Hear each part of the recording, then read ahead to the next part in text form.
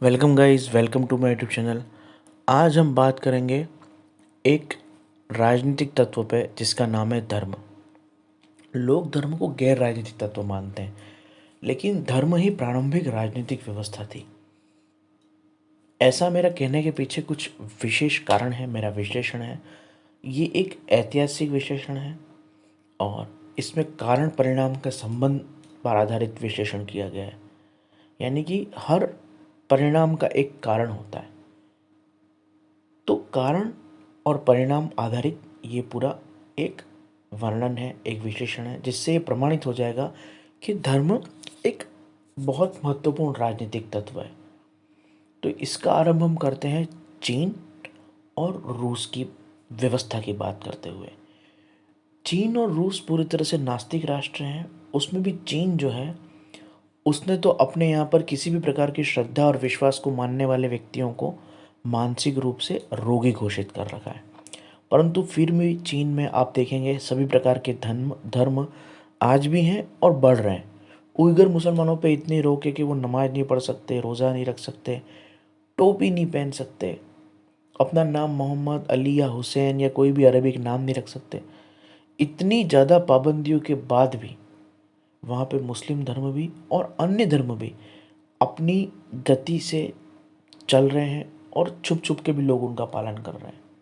तो प्रश्न ये बनता है कि रूस, चीन जैसे बड़े बड़े शक्तिशाली राष्ट्र भी जब धर्म के विरुद्ध पूरी ताकत लगा खड़े हैं, फिर भी धर्म या मजहब या यकीन आधारित ये व्यवस्थाएं क्यों सरवाइव कर पा रही हैं। सभी विकसित राष्ट्रों को देखो, अमेरिका, फ्रांस, ब्रिटेन, वो भी सेक्युलर हैं। वो भी सेक्युलरिज्म को ही पुश करते हैं अपनी सभी संस्थाओं के दम पर फिर भी वहाँ भी धर्म एग्जिस्ट करता है, धर्म वहाँ पर भी अपना काम कर रहा है। तो इसका क्या कारण है कि धर्म इतना शक्तिशाली बन के खड़ा हुआ इतनी सारी चीज़ों के बाद भी?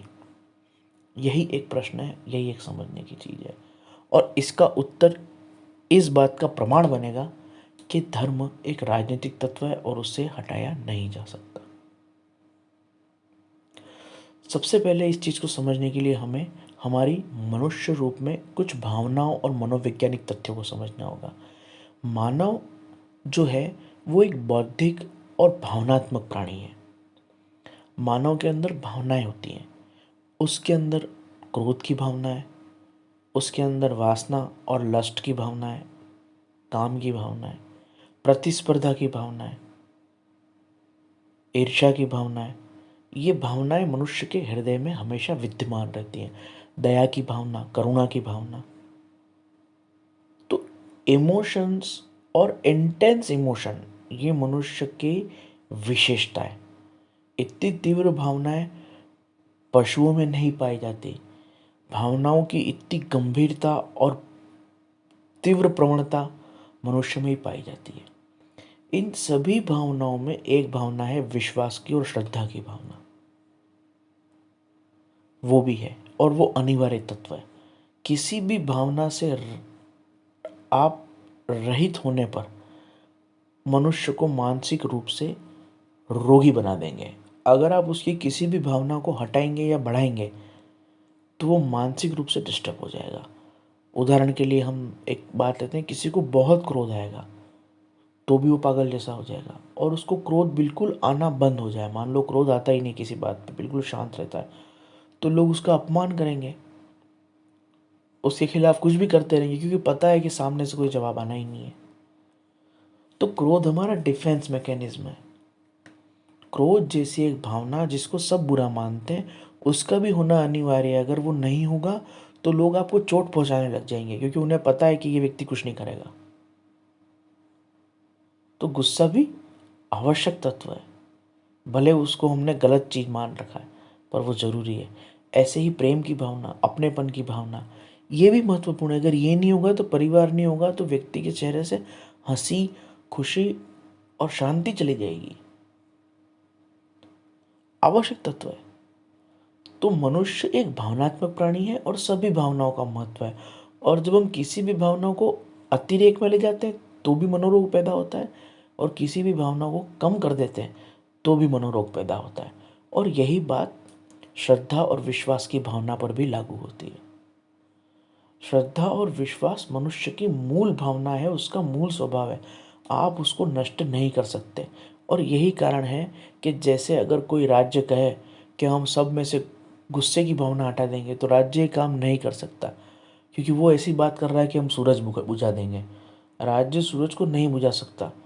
अगर राष्ट्र सोचे, राजनीतिक संविधान सोचे कि हम वायु नष्ट कर देंगे, हम जल को हटा देंगे धरती से, तो ये संभव नहीं है, क्योंकि जल हटेगा धरती भी हट जाएगी। उसी प्रकार से अगर कोई कहता है कि आस्था और विश्वास और श्रद्धा ये बेवकूफ़ी है, नहीं होनी चाहिए, तो वो चैलेंज कर रहा है प्रकृति के मूल सिद्धांतों को। और वो जैसे ही इनको हटाएगा तो मनुष्य भी हट जाएगा साथ में। फिर वो मनुष्य या तो आतंकवादी बन जाएगा, या वो मनुष्य मूर्ख अपराधी बन जाएगा। और यही कारण है कि धर्म की भावना हमेशा विद्यमान रहती है। मनुष्य को धर्म की भावना का हमेशा आवश्यकता रूप से उपयोग करना पड़ता है। श्रद्धा की जो भावना है, वो श्रद्धा की भावना बहुत अनिवार्य है। हमारा एक क्षण भी बिना श्रद्धा के नहीं चल सकता, बिना विश्वास के नहीं चल सकता। माता पिता हमें कहते हैं कि ये हमारा बेटा, हमारा बच्चा है, तो हमको मानना पड़ता है। हमने तो माता पिता का डीएनए टेस्ट नहीं कराया है, पर माता पिता जब कहते हैं कि तुम हमारी संतान हो, तो हम मान लेते हैं। विश्वास की आवश्यकता है। डॉक्टर के पास जाते हैं, हमें पता होता है कि गोलियों से रिएक्शन होता है, कई लोग दवाई लेते हैं, रिएक्शन में मारे जाते हैं, तो भी हम डॉक्टर पे विश्वास करके गोली लेते हैं। खतरा रहता है पर हम दवाई लेते हैं, खतरा रहता है पर हम इलाज करवाते हैं डॉक्टर पे विश्वास करके।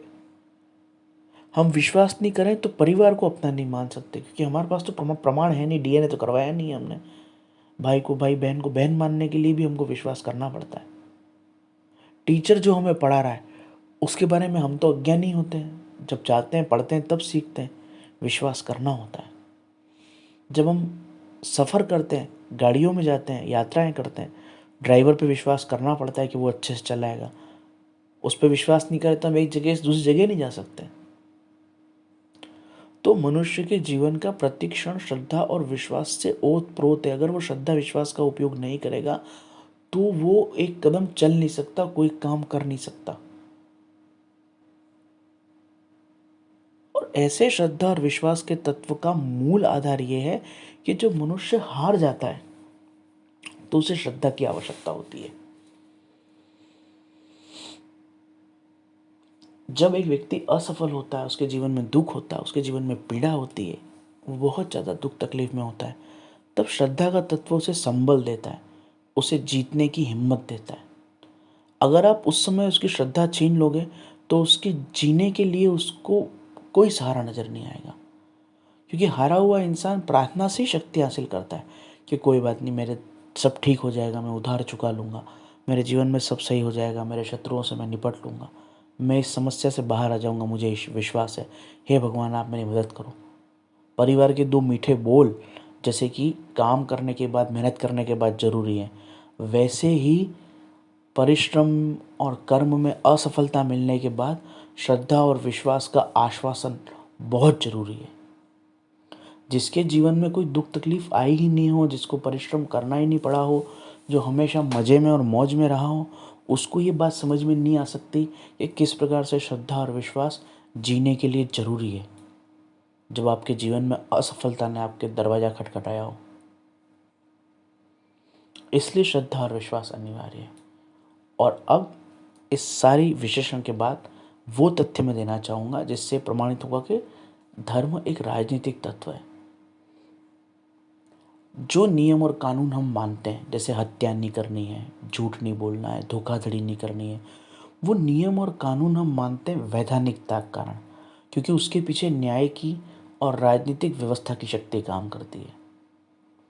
जब इन्हीं नियम और कानून को हम श्रद्धा के कारण स्वीकार करते हैं तो उसके पीछे धर्म की शक्ति काम करती है। धर्म और कुछ भी नहीं है, धर्म एक संविधान है जो श्रद्धा के बल से काम करता है, और संविधान कुछ भी नहीं है, केवल एक राजनीतिक व्यवस्था है जो न्याय के बल से काम करती है। दोनों में इतना ही फर्क है, संविधान को वैधानिकता का बल है, धर्म को श्रद्धा का बल है। दोनों का उद्देश्य मनुष्य को मनुष्य बनाना है। अगर पुलिस व्यवस्था नहीं हो तो मनुष्य मनुष्य नहीं रहेगा, वो अपराधी हो जाएगा। उसी प्रकार से अगर श्रद्धा और धर्म की व्यवस्था ना हो तो मनुष्य मनुष्य नहीं रहेगा और वो पूरी तरह से अपराधी हो जाएगा।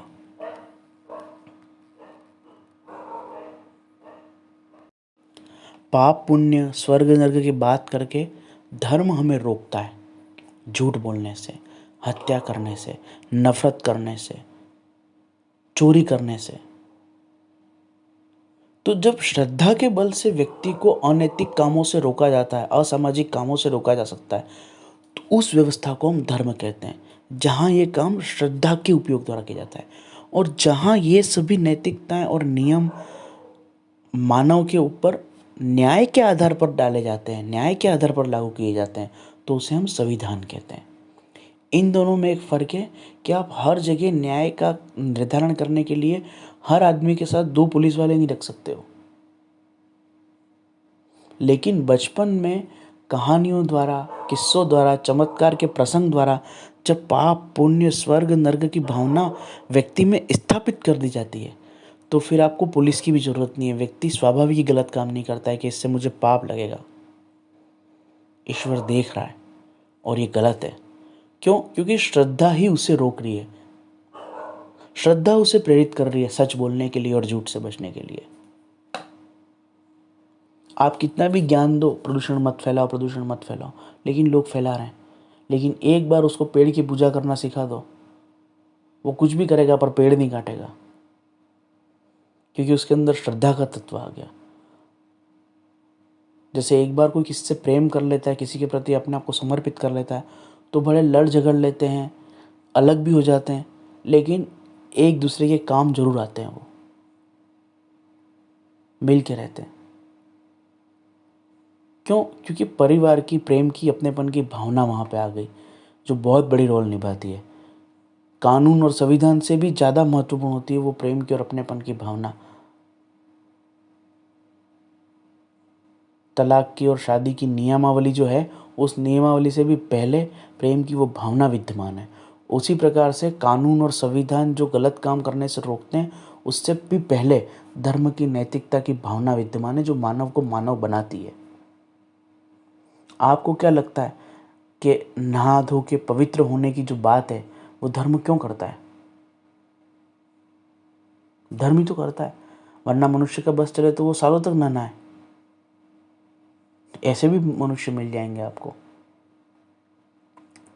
तो इसलिए ये कहा जाता है कि धर्म जो है वो एक राजनीतिक तत्व है। भले राजनीति अपने आप को धर्म से अलग कर रही है, धर्म राजनीति को अपने आप से अलग देख रहा है, लेकिन धर्म मूल रूप से वही काम कर रहा है श्रद्धा के उपयोग द्वारा, जो काम संविधान न्याय के द्वारा करता है और वैधानिकता के बल से करता है या संप्रभुता के बल से करता है। राज्य जिन कार्यों के लिए संप्रभुता की शक्ति का उपयोग करता है, धर्म उन कामों के लिए श्रद्धा की शक्ति का उपयोग करता है। और संप्रभुता की शक्ति असफल हो सकती है, क्योंकि हर आदमी के पीछे आप पुलिस नहीं लगा सकते कि उसको हमेशा चेक करें, लेकिन धर्म की शक्ति सतत काम करती है, अकेले में भी, उसके मन में भी काम करती है। गलत विचार कर रहा है तो वो रोकती है उसको, क्योंकि धर्म की शक्ति बहुत मूल भावना से जुड़ी हुई है, जो श्रद्धा और विश्वास की भावना है। यही कारण है कि प्राचीन समय में जब कबीलाई संस्कृति थी और प्रारंभिक गांवों और समाजों का जब निर्माण हुआ था, तो नीति और नियम निर्धारित हुए थे, वो धर्म के आधार पर हुए थे। आज भी आप प्राचीन कबीलों में जाओ, वहाँ कोई संविधान जैसी व्यवस्था नहीं है, कोई राजनीतिक न्यायिक व्यवस्था वहाँ नहीं है। वहाँ धर्म ही पूरी व्यवस्था के संचालन को कर रहा है। चाहे वो एक पहाड़ के रूप में या पेड़ के रूप में किसी की पूजा कर रहे हो और उन्होंने अपने कुछ भी नियम बना रखे हों, पर वो नियमों और व्यवस्था का पालन कर रहे धर्म के कारण, श्रद्धा के कारण। तो धर्म प्रारंभिक स्वरूप है उन राजनीतिक नियमों का जो मनुष्य समाज में नैतिकता और मानवता की स्थापना के लिए आवश्यक है। और यही कारण है कि धर्म हमेशा बना हुआ है, चाहे राज्य उसका कितना भी विरोध करे, और ये बना रहेगा, क्योंकि ये मूल भावना है। जैसे प्रेम की भावना, क्रोध की भावना, हिंसा की भावना, दया की भावना, ये मनुष्य के मूल भाव हैं, ये विद्यमान रहेंगे, कहीं नहीं जाएंगे। उसी प्रकार से श्रद्धा और विश्वास भी मूल भावना है। आप श्रद्धा और विश्वास को ईश्वर से हटाओगे तो संविधान पे चला जाएगा, आप संविधान से हटाओगे तो वो विज्ञान पे चला जाएगा, विज्ञान से हटाओगे तो किसी इंसान पे चला जाएगा। पर विश्वास और श्रद्धा का ये मूल भाव मनुष्य में रहेगा, क्योंकि ये हमारी मूल भावना है, हमारा प्राकृतिक स्वभाव है।